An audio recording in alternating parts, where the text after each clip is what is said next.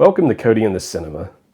Today I'm discussing The 400 Blows, the great Truffaut film about a young boy growing up who sort of destroys himself because of his behavior and the behavior of those around him. I have this old DVD copy.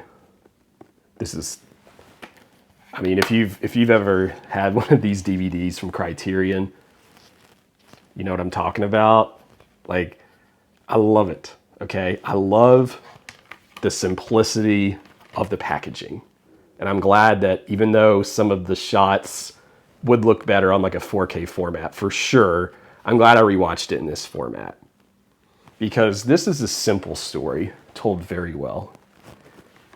And the subtitles and the dialogue, those are all almost second to the images. The emotions of the characters come across in their performances and the wonderful shots of Paris. And in some of these heartbreaking moments with this boy who starts off in this classroom as a class clown, and the whole class, they are just obnoxious. And the teacher's obnoxious. No one in the room's likable, at all, but yet they are. It's interesting because everyone's just causing chaos. Like the teacher overreacts and has no chill about him. And the kids don't either. So it's just like a snowball effect. If you've ever been a classroom teacher, you know what I'm talking about. Like once they get under the skin of the teacher gets under their skin and it just kind of goes back and forth and there's not really a good vibe or culture in the classroom. And that's there. The difference is that in this culture at this time, the adults are so authoritarian that they don't ever really get through to the kids. At least I don't think so. And so there's just not a good climate built there. At the same time, there's really no excuse for the kids' behavior. The film does explain a little bit of why our main character Antoine might be like this. His mother and father are not the best parents, to say the least. The dad seems like he's on his own little planet. In fact, here on the back,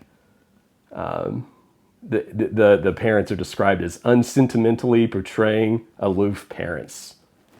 And that's true. The mother also, she's doing some things she's not supposed to be doing. And it's almost like, well, the kid's inconveniencing her. And the movie goes into that later in a great shot that looks like something straight out of Ozu between the mother and the son. But that's a different conversation. Is this movie sentimental? No. Is it stuffy and burdensome to watch? No.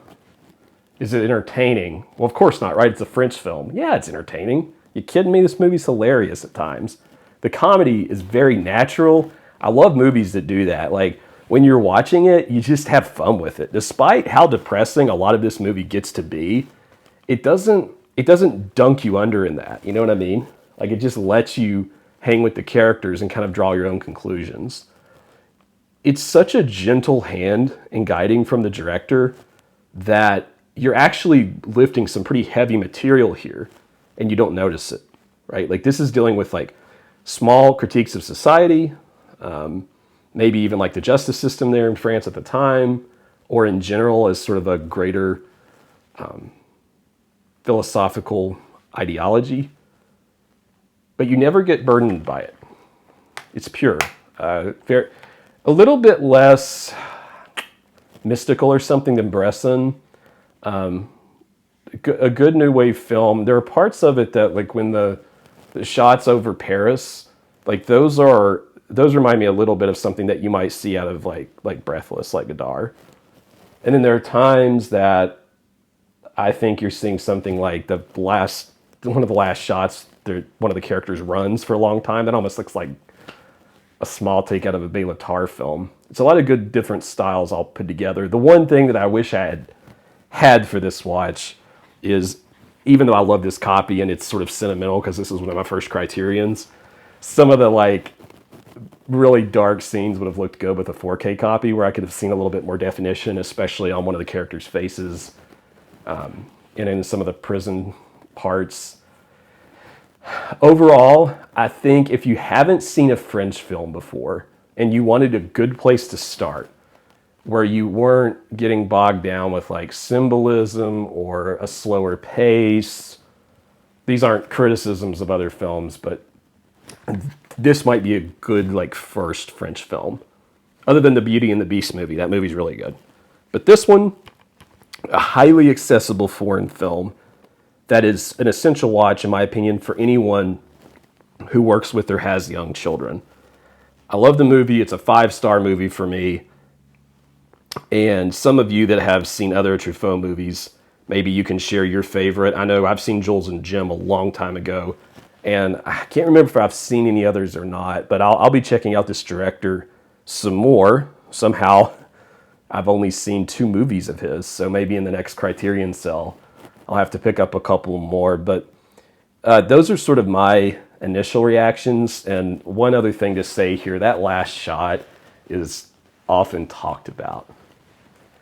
I have had 3 or 4 different interpretations of it.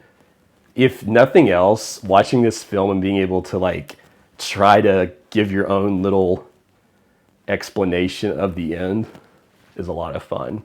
Like, it's a classic movie moment that you have to see. So that's my take on this film.